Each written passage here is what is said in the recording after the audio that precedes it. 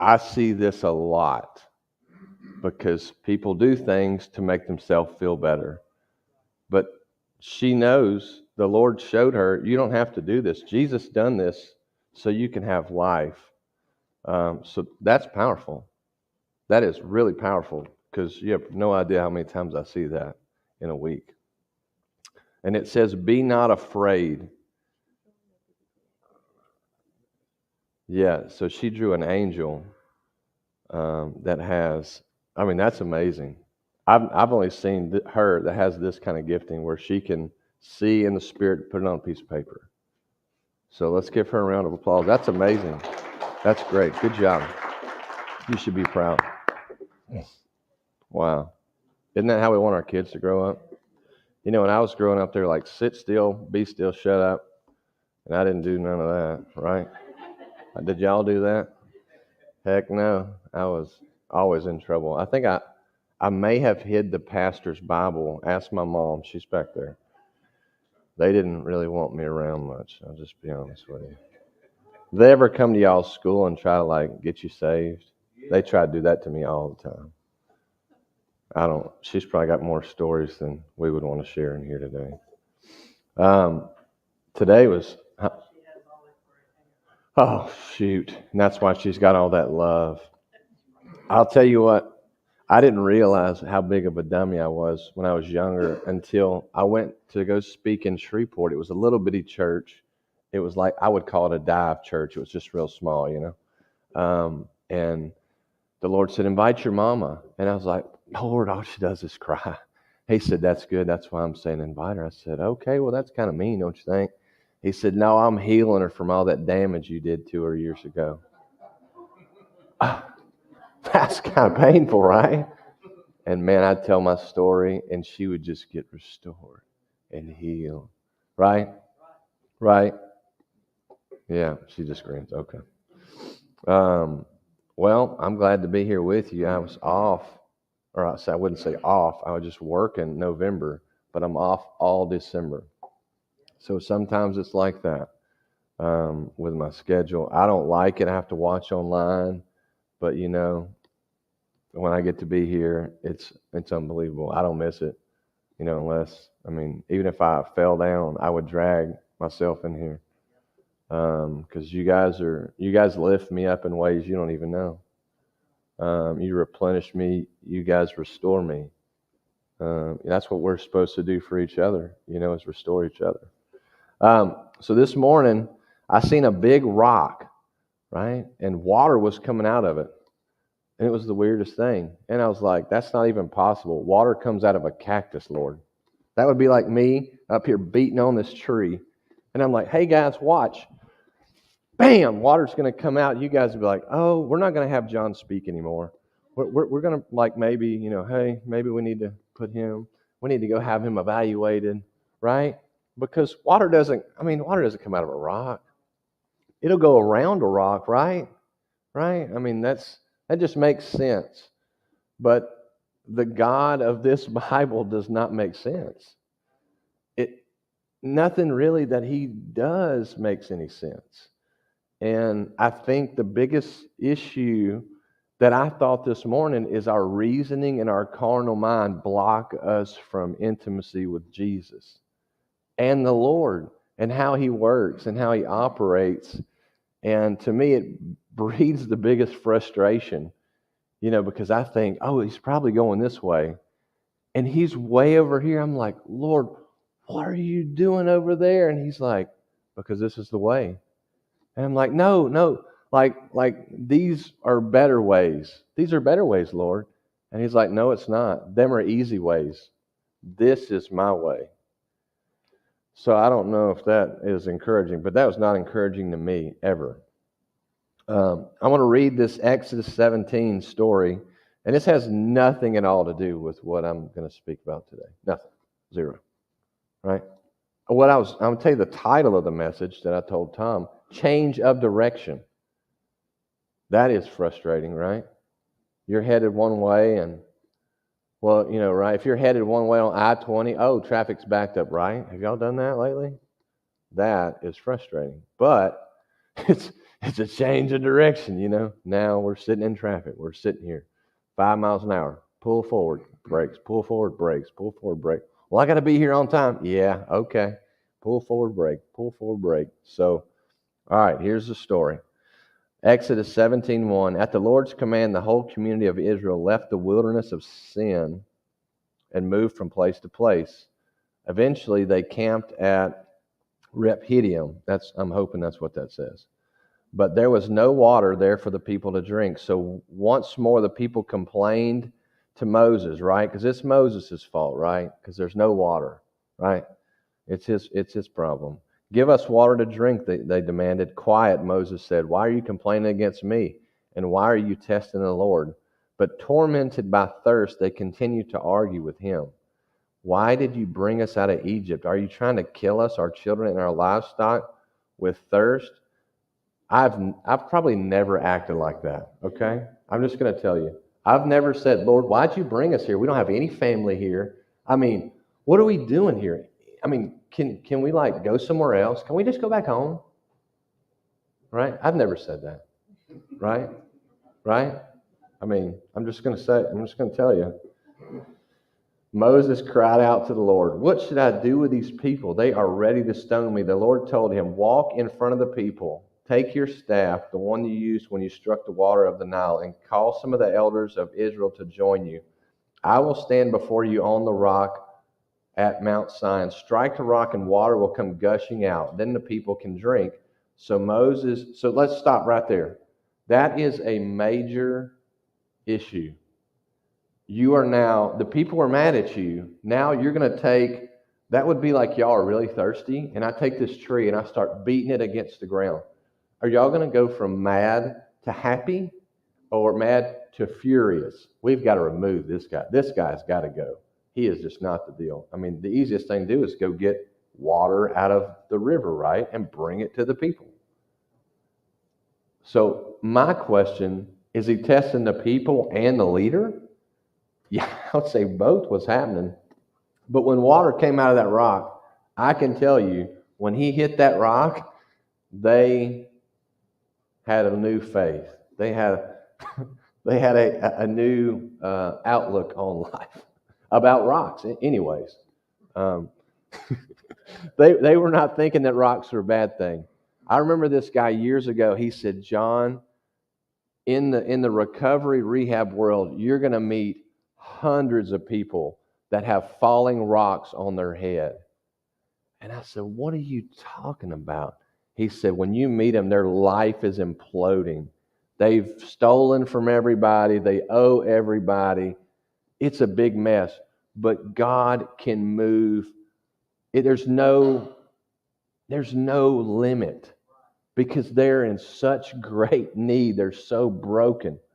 And he was not lying. I'll tell you what, years after hearing, I have seen so many miracles with people that are so broken, just so in need to society. And I mean, it's the wildest thing to me. You know, the biggest thing they tell me, I can't believe God would do this for me. And that shocks me. You know, it just makes me think, golly. But if there's a falling rock, if you're in a season of a falling rock or something's just not going like it normally would or like you planned or whatever, it's the Lord Jesus. He's ready to show you something new. And that's not fun. It's fun telling the story because you can feel all the life in it. But when it's happening, there's doubt, there's fear. The first thing I feel is panic.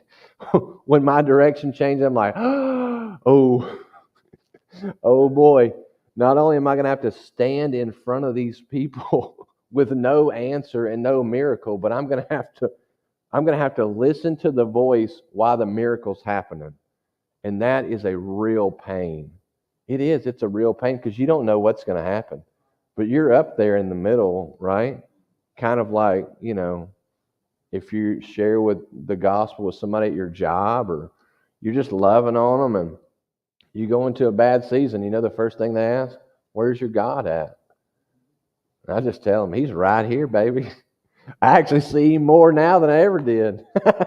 I didn't even know he was this close until this happened. So it doesn't make sense. This doesn't make sense. So Moses struck this rock. Of course, you know what happened. Water came out. But that was years ago. And if you read this Bible enough, you'll get in situations and you would think that major of a miracle, you would not have faith problems or trust problems. But I think that's really why the stories were recorded so many times, so redundant, like they were miracles done different ways, because we need them. And next week we're going to need them again. And you would think that we memorize them, it would I don't know, just solidify our faith. But it just don't. We need fresh bread all the time. We just do. We're humans. So I don't know if you've ever been headed in one direction and things change. But that's happened to me a lot. And recently it happened to us. And, we kind of felt, have you ever heard that word discombobulated? Where you're like, wow, this makes no sense. I don't even know how to spell that word, but I can feel the results of it, And you're like, I don't even know what to do. And the Lord ain't talking. I'm like, hey, where you at, dude? Can't you see this? But he's not shook like we are, right? He's not shook. I get shook. Christine said, yeah. This will stir up things in you and me that we didn't realize were going on, right? These bad situations kind of awaken us a little bit. On one occasion, this was painful for me. Christine knows the story, and some of the other guys know the story. This was super painful for me. So years ago, I had an idea. I invested loads of money. We'll preface that. Loads of money. And years of paperwork and waiting and all kinds of loopholes and all kinds of paperwork and more attorney fees. I mean, years, over 8 years. And one day the Lord said, drop it. It's over. Man, it hurt. And then after that was following this, I'm going another direction. I said, okay. And then that week, I was like, man, Lord, I need some kind of help. You're going to have to help me out. Help me understand something because I'm just struggling here. And I clicked on the God stories, which I probably shouldn't have done that. Because, if you're looking for encouragement, you're going to get it, all right? You're going to get some encouragement. It's probably not going to be what you want to hear, but it's going to be what you need. And he said, oftentimes the Lord will lead you in a direction and he will switch on you to see where your heart is and to see if you will move with him. It's like riding in a car with a friend and you're going one direction and you're really excited about it. And they say, hey, let's go here first. And you're like, what? No, we're going to go there first. No, we're going to go here first. And you have to sit in that passenger seat and just ride and be excited. Not like just riding, but I did. And it was painful. But what I realized is that had my heart, right? Pat talked about this a long time ago. You can get presumptuous, heading in a direction, and then you get more excited about that than you do Jesus saving your life. And it was good for me. And I mean, it fell off of me. I was like, wow. And here's the thing. I want to tell you this. That idea that I had seen and everything, all that paperwork, it showed up maybe 6 months later, Mickey, in real time, in real life. Somebody else had it and is using it. And it's coming to America. We're going to have that. And I was thinking, oh man, the Lord was just showing me what's coming. Duh. But he was testing me too. And it was good. It was hard. It was hard for me. Christine said, I wish I had that couple of dollars back from that. All right, so there's another one. So the washing machine broke. Y'all's washing machine ever broke? All right, so here's what you do, right? We got YouTube. We're going to fix that thing. Well, we're going to fix that thing, right? While you got kids in the house. Their laundry, y'all's laundry pile, it's probably as big as that thing right there. And it piles up because they change clothes 4 times a day. So that's 8 different sets of clothes you got to watch each day. So 8 times 6, that's a lot of clothes. Well, the washing machine ain't working, right? Hold up, baby. Yeah, well, when you get home, she ain't, hey, honey, I love you. She's, hey, fix that thing. We got to wash clothes. So we have replaced every single part but the sheet metal around it. I'm just going to tell you, right?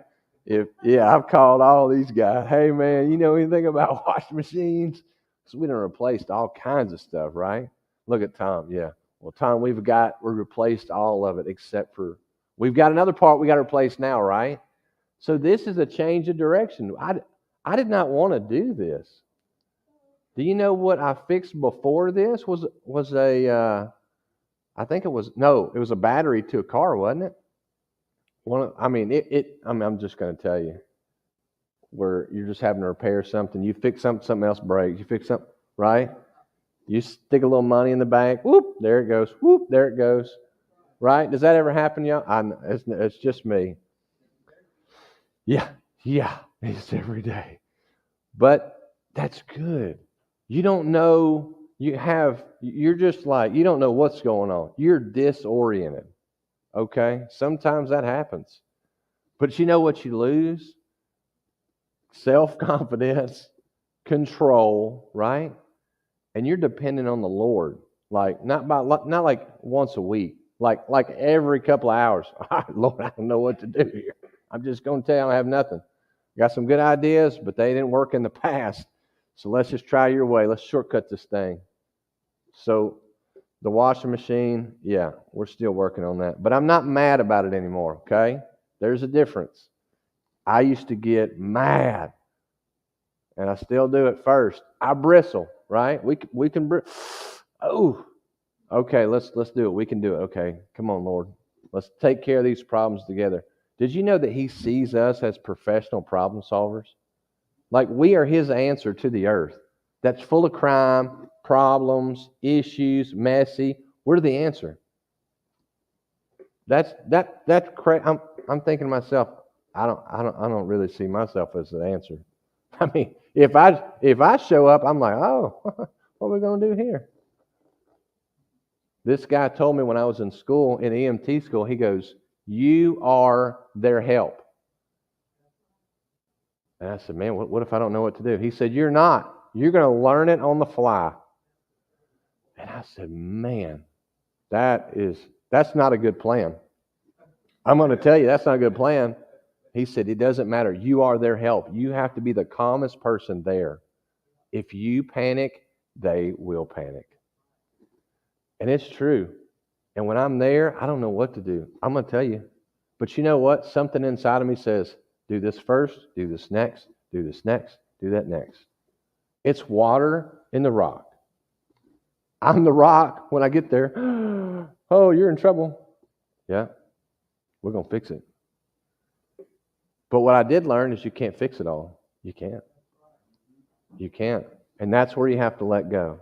You can't fix it all.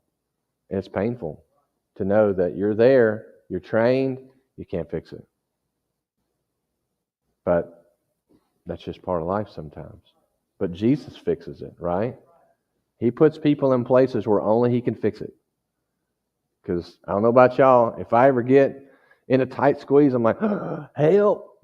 I call my whole circle, help, and He's like, okay, you're done with that, good. All right, I'll help you. But I'll help you myself. Not through a person, I'll help you myself. Sometimes He'll help you through people, but sometimes He'll help you through Himself. And that's a change of direction. Yes, so I don't like to share these stories, but I will. I was going to do some. I think I was going to pick something up for Christine or one of, I don't know, something. I was going to have to go get something, and I was kind of in a time crunch. I only had so much time. Y'all ever done that? You kind of, your hours just ain't adding up. You got more to do than there are hours in a day, right? That doesn't make any sense, right? Yeah, it's like overload the to-do list in 24 hours. It won't even fit. So I'm like headed in a direction, right? Going somewhere. I got to get there. I don't want to speak because I don't want a ticket, but I will kind of push it, if I have to. So I'm going. Well, I see this lady.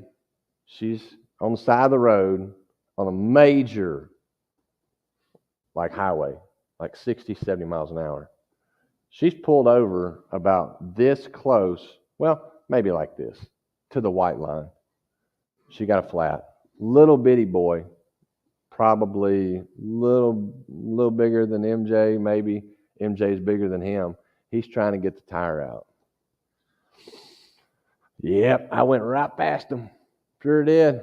And the Lord said, turn it around. I said, man, I got to go, Lord. I got to go. I can't do it. I can't do it. He said, turn that car around. You better turn around now. And I said, I ain't doing that. I had nice clothes on. I don't want to get dirty. I said, dang, Lord, really? He said, turn the car around right now. I ain't going to tell you again. So I turned around. Whew, I got him off of me. Whew, all right, I feel better. He said, now pull up there and get out. And I said, Lord, I just want to remind you that 60 days ago, this happened like 4,000 feet from where we are, and the people died. Somebody hit them and they died, Lord. There's flowers on the side of the road. He said, pull over and get out. I said, okay. I mean, I'm nervous. I'm just going to tell you I'm nervous. So I'm literally standing on the white line. And I mean, these people, they were like, thank you so much. We don't have a jack. We've got a tire. And I'm like, oh my gosh, you got to be kidding me. So I turned my car sideways, kind of like just to block. If people are going to hit, they'll hit my car first at least. So I'm out there. I'm doing the thing. I'm nervous as a cat. I'm like this. I can see it right now. Guy gets hit. He's dead. Leaves his family. I mean, I could just see it all. Right? Fear was. That was my voice that moment. Oh Lord Jesus, help me. So I'm helping. I'm doing everything I can. This little boy is helping away. I'm going to be a mechanic when I grow up. I was like, well, we're getting a lesson right here. Watch for them cars. Make sure they don't kill us. And I'm just trying to do whatever. And I get the car jacked up. The little kid helps me, and I had a great idea. Put on the reflective vest that you have in the back of your car. It's a great idea. Man, that's genius. So I put it on. It's got everything on it. So I said, all right, that's a good idea. Well, cars don't care about that. They kind of drive towards you. I mean, they're just cruising by. They're not moving over. And I'm just like, gosh. So, I changed it flat in like 8, maybe 7 minutes. It was fast, like a pit stop. And got it done. And I'm filthy nasty. And I got in the car and I was like, golly. He don't even think about my schedule. Like, he don't even think I'm late. I mean, like, he don't care. I was upset, But when I left, I felt good that lady didn't have to change that tire. And that child, nothing happened. So maybe something was going to happen. And the Lord allowed me to be in the way to make sure nothing happened to them. And He protected me. So I hope y'all don't see anybody on the side of the road when you go home today. Oh, the Lord watches how we act when He changes our direction. We hear a voice. We get really excited about this voice. And then we feel the discomfort of that direction, right? It doesn't feel wonderful, but it's good for us. Here's something that I have learned in the past, and I'm still learning. What you do is not who you are. what you do from 8 to 5, what you do it's not who you are. You may work 100 jobs in your lifetime, but I used to have an identity as all I am is a car guy. And that was it. I would compartmentalize myself as a car guy. And the Lord said, John, I want to do different things in your life. I want you to have a variety of different things that I'm going to lead you to. You can't get hung up in one thing because it's harder for him to move you around, right? This guy told a story years ago. The Lord wants to take anybody and speak right through them. May it be the mechanic guy. Have the mechanic guy come up and share a word and send him right back to the mechanic shop. But a lot of times what would happen is the mechanic guy would come up and share a word once or twice, or the ice cream guy, well then, hey, I've got to leave my job and travel full-time ministry. Well, he just wanted to speak to him just for a few minutes. That wasn't his identity. That was just a moment.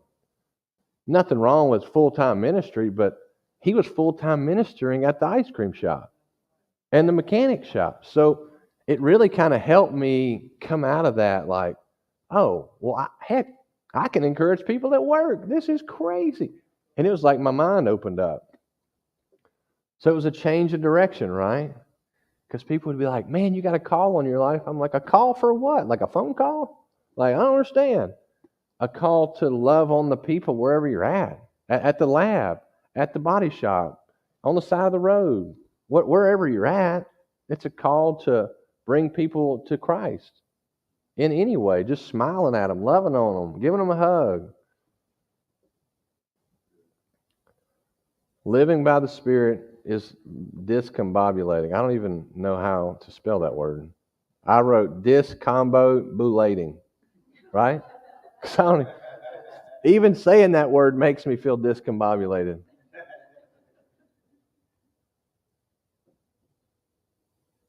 You have to be flexible, and it will certainly humble you.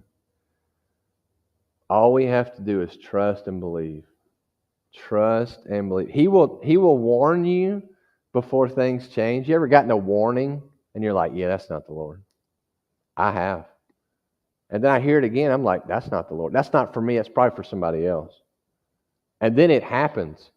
I'm like, oh my gosh, they were trying to tell me this was coming. And here I am.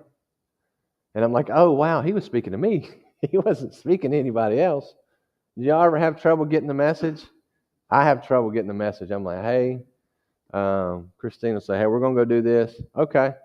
So then it happens, and I'm like, what are we doing? I didn't know anything about this. She's like, yeah, I told you twice.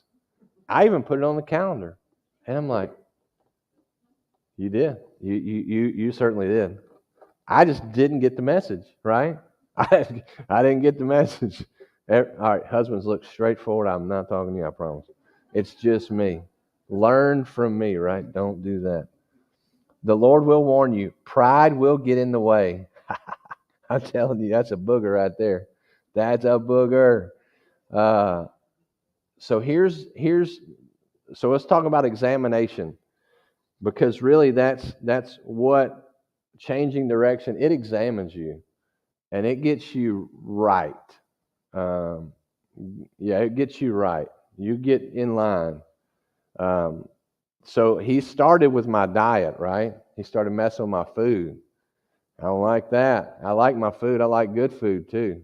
Especially late at night. I like going to gas stations and getting some good stuff, especially if we go to New Orleans. I'm going to have to get a hold of some food if I'm going to be on the road all night. But he got on my diet, and then he got all these guys on me, all of them. They're like, hey, how you doing? Well, before you asked, man, I wish you hadn't asked, And so then he got on me about my time management. What am I doing when I'm not having to do family responsibilities, stuff like that? What am I doing with my time? Everybody gets the same amount of time, right? Most people go to work, they get off work, they spend time, family time. And when the kids go to bed, what are they doing? So that's time management. Then he got on me about my identity, my Bible devotion, my pride, humility, everything. all people skills, relationships. I mean, he just started like inventorying me. And I didn't tell him he could do that. I didn't say, hey man, please check me out. That's that. And he doesn't give you the I mean, he does kind of give you the option, but you really don't have an option. Yeah, you can choose, but it seems like it gets worse if you choose the wrong. It's like a small snip. He's just kind of snipping some things. And if you resist, he just chops that limb off. I'm like, whoa, hey, that was too much. Okay, all right, hey, we were pruning for a minute, but now that is not cool. That was not good. Now we're going to start all over on that limb area. All right, so this is something I ran across. If I hadn't have been packing my house up and just trying to get some stuff packed, I would have never seen this. But this will work on you, I promise you, because it worked on me. It says, hi, my name is Pride. I'm a cheater. I cheat you of your God-given destiny because you demand your own way. I cheat you of contentment because you deserve better than this. I cheat you of knowledge because you know it all. I cheat you of healing because you're too full of pride to forgive. I cheat you of holiness because you refuse to admit when you're wrong. I cheat you of vision because you would rather look in the mirror than look out of a window. I cheat you of genuine friendship because nobody's going to know the real you. I cheat you of love because real romance demands sacrifice. I cheat you of greatness in heaven because you refuse to wash other people's feet. I cheat you of God's glory because I convince you to seek your own glory. My name is Pride. You like me because you think I'm always looking out for you. This is far from the truth. I'm hoping to make a fool of you and all that God has given you. But I admit, don't worry. If you stick with me, you will never know. Man, I read that the author is unknown, and I wanted to burn that in the fireplace because it's tough. Like, that is hard. And that examined on me. And I said, dang. The spirit of pride makes you think you're better, holier, and you very easily find fault with others. It produces a very hypocritical spirit that the Pharisees walked in, and it blinded them to their sin and to the mercy of God, and it made them cold-hearted and cruel. And last night when Brad was praying over Wesley, I remember what he was saying. Love others and just help them. Just walk with them. Keep them going. When people offend you, just keep rolling. And it was powerful. And I was thinking, that is the way of Jesus. So then I looked pride up because I was like, okay, well, what part of pride do I have? You know, because I'm going to turn the light and just blast it on me first. You know, I figure that's easier for me to do that than to him to have to do that for me. But I figured he was doing that anyway, so I just turned the light on me. So there's 3 forms of pride, and I looked it up. It says dignity, which is, you know, like self-esteem, self-care, self-worth, self-appreciation, the quality of being worthy of honor or respect. The next one is arrogance, the quality of being unpleasantly proud and behaving as if you're more important than other people. A belief that they are better than others, impatient with less knowledgeable people, and unwilling to listen or hear other people's point of view. Then there's superiority. It's like a complex. It exaggerates one's belief about their achievements or abilities. A person may show this by being vain, boastful, or just unwilling to listen to other people.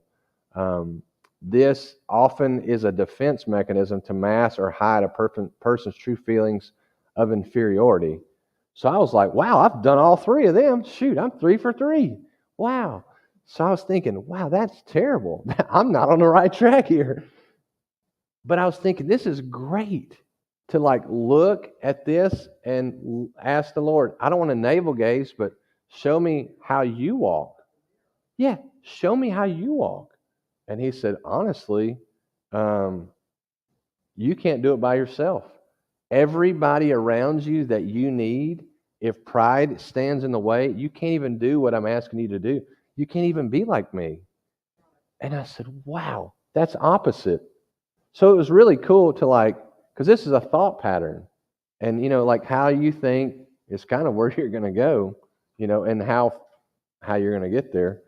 But the other one that goes into play with this that we all need is we have to ask for help. But if you don't know you need help, you're not going to ask for it. And so I said, dang, that's hard to do. We live in like work hard, I'm a get her done kind of guy, right? And that's just nothing wrong with that work ethic. That's amazing. But at some point we do have to say, hey man, I need some help with this.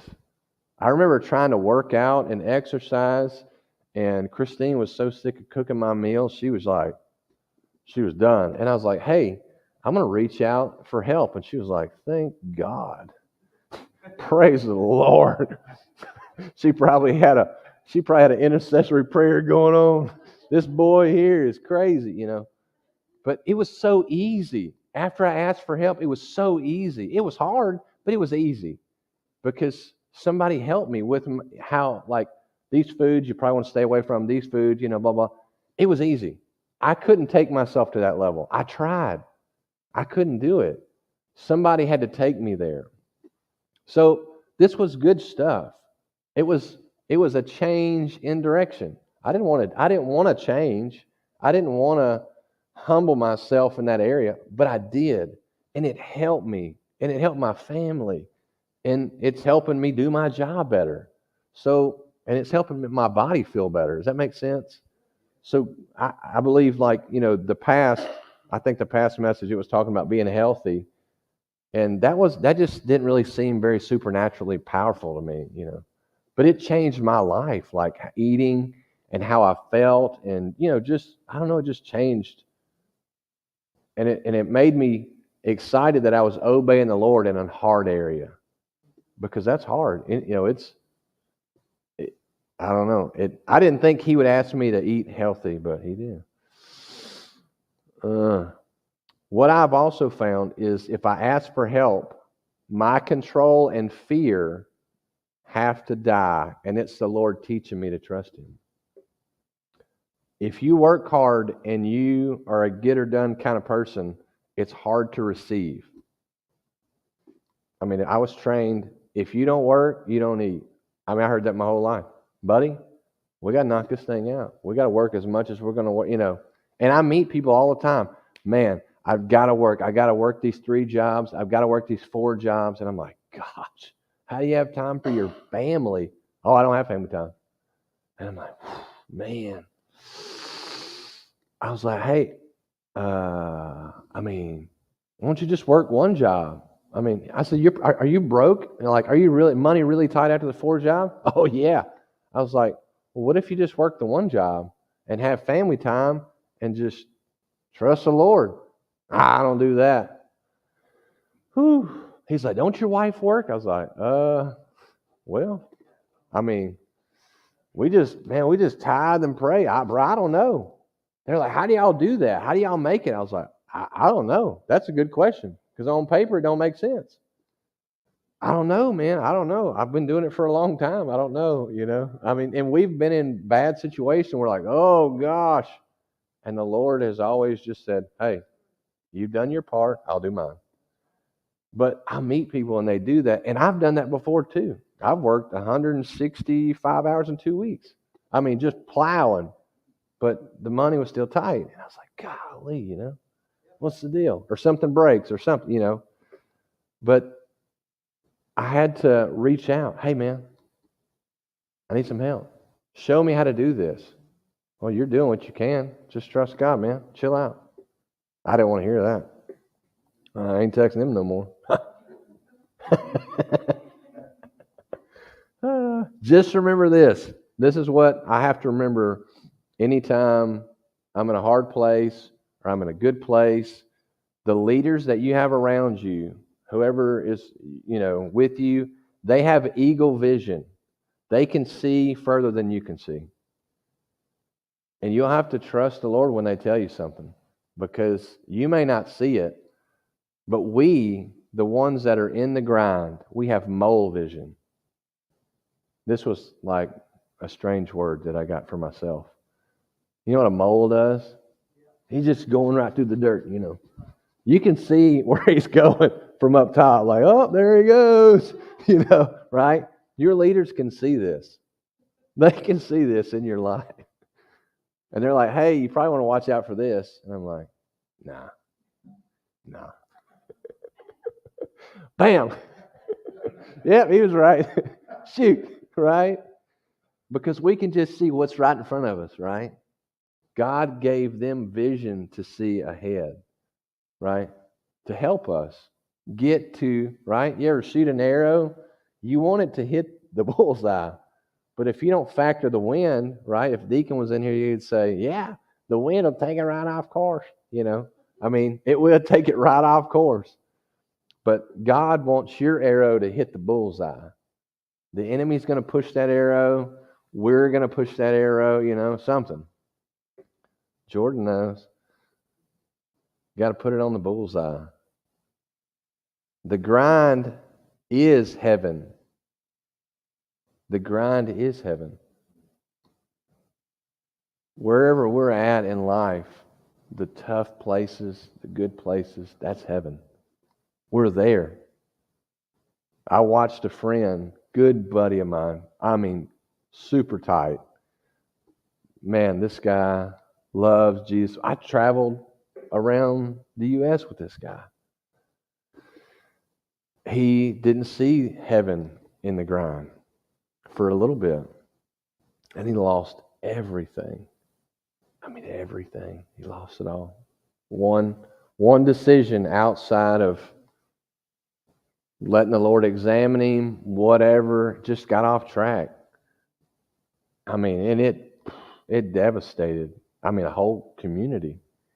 You know, their church is built right now. It's a couple of $1 million building, and they don't have a church no more. I mean, it's a pretty bad deal. But when that happened to me, it worked on me. I mean, I had to have a few meetings like, man, wow, I feel like the wind got knocked out of me. But the Lord said, John, examine yourself, or I'll examine you, whichever. If you don't want to be on that, you don't want that to happen, you humble yourself. Get in, dig into your life. Ask people how you're doing. Ask your wife. That's going to be hard. Me and Christine, when we first got married, I would sit down, you know, right when we first got married, when you're excited to be a husband, you know, you're like, I want to be the best that's ever lived on the earth. And you're like, how am I doing as a husband? And she's like, well. And I'm like, are you kidding me? I'm not a superstar? What's wrong with you? Are you blind? Yeah, I know. I was like, I thought I was the man. And then she would ask the same thing. How am I doing as a wife? And she thought she was the best. We both thought we were the best. But you know what? You betcha. Jordan, you know. That's exactly what I said. You are the only woman that puts up with me. Yeah.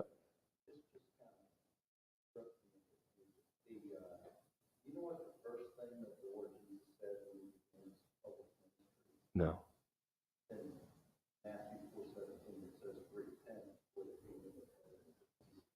He's right. You know, I was looking up John the Baptist the other day because I was trying to figure out, like, who this guy was before he came on the scene. And he was like, I mean, he would be a wild man. Okay? He would be a wild man. He wouldn't be sitting right here. He would be like right there. Every Sunday. It wouldn't change. He was baptizing people. Like he said, repent. Gosh, that guy's message gets old. I don't want to repent. I don't want to change. I want to go somewhere where they encourage me, right? And that is encouraging, right? I ain't going to that guy's church no more. But what's crazy is people were lined up for that. They wanted to hear that. They were like, we don't want to be these people. We want to change. We want to be like Christ. And he was like, good. Because it's all that stuff's got to go in there every week, every day, I mean, I was like, gosh, what if he was a car salesman? Or whatever. Like, who was this guy? And that was his whole message. He didn't teach on a 4-point series. There's nothing wrong with series, but that was his message. And I'm sure he got tired of telling the same message. But maybe he didn't, because he's seen that it was not him. It was the Lord that trusted him with that job. Please prepare people to meet me. Please. Please make a road in people's lives that they can see me. So he humbled himself. Like Christ, right? That's what Christ did. He humbled himself so they could meet the Father. And so John the Baptist said, this is my forever job, to humble myself and make a clear road that the man that's coming will meet them. And it's not me, right? So a lot of times in church circles, the one that's up in the front doesn't bow themselves enough. And then, if something happens, just like that situation, I mean, people were like, man, I'm going to throw up because this guy fell. But he was just the guy creating the path. The Lord was using that personality to bring people to Jesus. It was all about Christ. But, some people's perspective were like, man, this guy is the man. That joker there he's it. And I think me and my mom were talking about this the other day, is a lot of them guys, they get knocked off the horse. That way the people can come back to going, man, it's really just about Jesus. And he just speaks through people, broken, sinful clay vessels. He just speaks through them. And they're just ordinary people. They put their shoes on just like you do, And when they're up there speaking, it ain't even them. It's just the Lord. They're not witty. Honestly, they're probably beat down. Brad says a lot of times up here, man, it's tough. I feel a fire on me, and it hurts, and it's painful, And I don't know what to say sometimes. I don't even know until I get up here. I can write down some notes, but I don't know what's going to happen.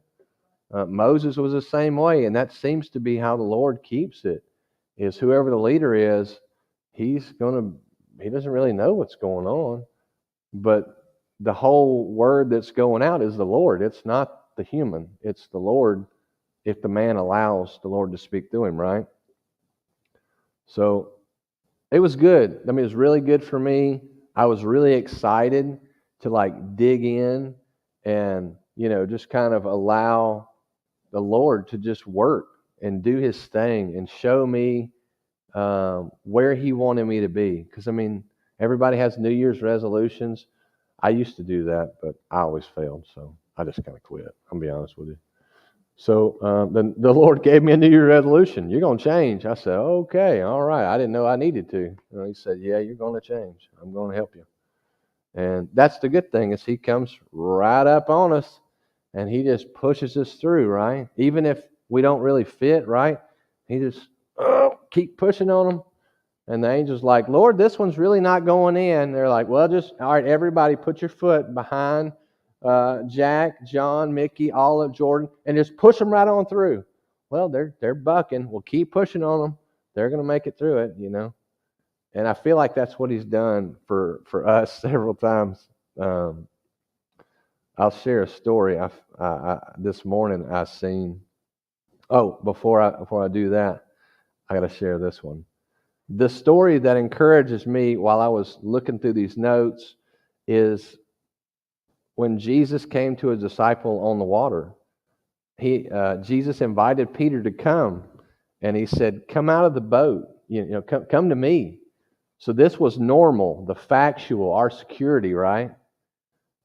The thing that we're comfy with or comfortable with. And he said, "Come out here." What we can see is factual, but what we can't see is faith. So this is crossing over here. And then we'll do that in our life, in our decision making. Lord, I've always made my coffee at 8 o'clock, or just whatever your routine. And it's just small things, just like little things that lead to big things. So this man gets out of this boat and he's willing to step out on this water. But really, he was willing to step into what Jesus was. He was crazy enough to think, I can go to him. And if I don't make it, he's going to catch me. And this is crazy. This is where you kind of look at people and they're like, oh, I'm doing this. And you're like,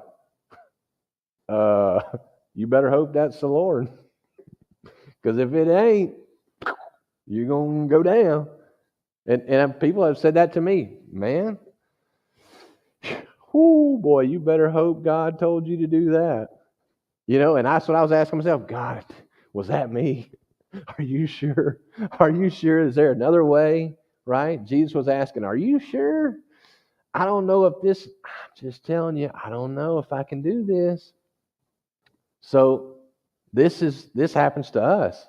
We get in situations like this. We didn't ask for. We didn't say, hey, Lord, here's my shoes, send me wherever you want me to go. Some people didn't do that.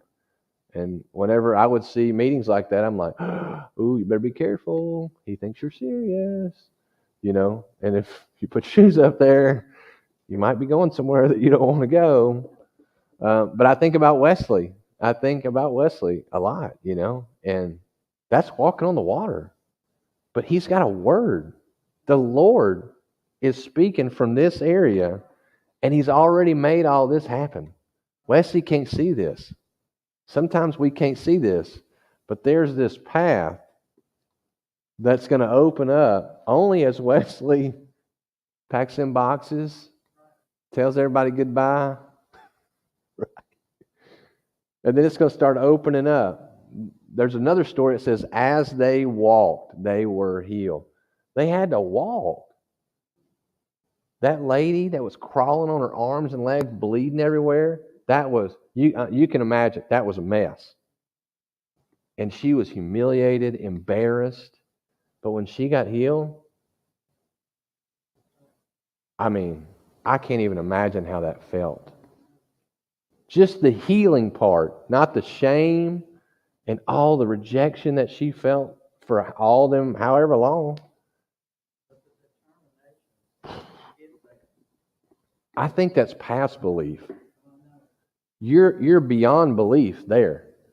When I get him, I got it. I'm good. I'm going to get it. And ain't nobody going to get in the way. I'm going to him. And that's what Wesley knows. I'm going to him. He's over here. He was over here. I'm going to him. I don't know how to get there. He's just going to show me. And that to me, that's what the Lord's calling all of us to. I can't even see the path. I don't even know. But he's over here, and I'm going to get there. No matter where that is, in your job, your marriage, your faith, I don't even know, whatever. But them are great situations. I remember one time my dad was going to have some heart stuff done, something. And I just happened to be at a prayer meeting the next morning. It was like 6 o'clock. Me and Mickey used to go to it. It was so early. Most people are just like, we love you, Lord. They're just, nobody's awake, And I was like, for some reason, I just prayed for my dad. I don't even know why. I don't even know. I don't remember a whole bunch. But I do remember him saying that he was having something done or something. And I called him later on. I was like, hey, how'd your appointment go? He was like, well, it was good. Somehow there was a blockage in my heart and it created another way around. Bypass itself, huh? That is crazy. The heart don't do that, I'm going to tell you. Somebody said, hey, as soon as there's a blockage, we're going to go this way. We're going to create a route that doesn't exist right now, right? I think the Lord hides information from us. I'm going to tell you, I think he tricks us. It's a good thing. Pat knows. It's a good thing. It's not bad. We would destroy it. We would tear it up. And then it would be all about us. Look what I did. Shoot. You'll never believe this. We're crossing over. And the other thing that happened, there was another story about the boat. Oh, yeah, it was Mark 4:35. He said, let's cross over to the other side of the lake. They took Jesus in the boat and started out. Leaving the crowds behind, all the other boats followed, but soon a fierce storm came up. High waves, they just started panicking. He calmed the storm, but he calmed their storm. And that's the emotions, the fear, the panic that rises up and wants us to follow that. But the Lord says, calm yourself. Get used to the storms. Because that is what keeps us walking like Christ. Is every day it's going to feel like a storm. Up here, like, gosh, this is tough. Man, I want some sugar. I want a cookie, man. Everybody's cooking brownies. Man, there's a storm going on. But it's okay. I'm going to keep walking. Every once in a while, I snatch one. I'm like, gosh, I feel terrible. Man, I feel sick. Ugh. My little kids, when they go to my mom and dad's house, they eat all these cookies, and they get them. And there's cookies everywhere. I'm like, gosh, the ice ones are really good, And I ate a couple the other day, and I felt horrible. And I was like, Lord, I know. He said, yeah, don't do it again. I said, yeah, I better not. Because it doesn't work like it used to, right? It's going to be the same result. You're not going to eat it and go, wow, this is great. No, I feel sick. He is so loving and kind to us. He really does speak with love when he tells us to come this way. He really does. That's what makes it so hard, is as we go into uncertainty, we discover a life of possibilities where it was impossible for just us. He leads us. We can do more in him and with him than we ever even thought. It's so hard for me to remind myself that I was in jail for selling drugs in this city. When I look at that picture, I just think, how in the world, what in the world was God thinking? When I look at the news, I go, gosh, these people, crime is so crazy. But then my mind moves. You were on the news, John. Right, Mom? You were on the news. They were happy they got you. Isn't that crazy? It's just a twitch of the mind. Whoop. The Lord, it was set up by him. He runs it. He saved it. Your current circumstances are taking you somewhere. I'm a question asker. Are you a question asker? I'm skeptical.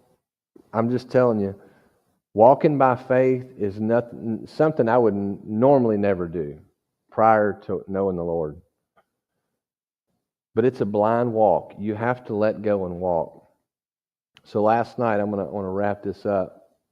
I was thinking about this word, and I was like, maybe somebody else could share this. Yeah, that would be a great idea. And he said, well, I've been working out in you, so you're the man. And I said, oh boy. Well, I'm going to drop on the popularity list. And he said, no, you're not. It doesn't matter. He said, here's my heart. How much of me do you really want? In the loving kindness of Jesus. And I was like, why can't you speak meanly about that? But it's so loving. Like, how much of me do you want to walk in? I'll let you walk in however much you want. And I was just thinking, man, that is serious. Because when I look at his life, it is not what my carnal mind tells me Jesus' life was. He was okay being unnoticed and misunderstood, and he didn't search for approval from man. He had to depend on God for his approval. He knew that there was going to be chaos for long periods of time because that's kind of the how it was. And I just normally would be like, gosh, I would not sign up for that. Like, here's what it's going to look like for you to walk with me. I don't know. I would be like, I think I'm just going to go over here. I think I'm just going to go this direction. But that's what it is. Sometimes you're going to be misunderstood. You're going to be unnoticed. You're going to be humbled. It's not going to be great. But it's going to be great, right? Maybe there's not 100,000 followers. I don't even know. He had 12. If I can just get 2, we'll be all right, right? Or 1.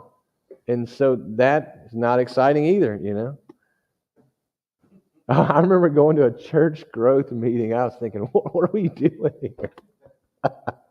I didn't say nothing, though, because I was being humbled.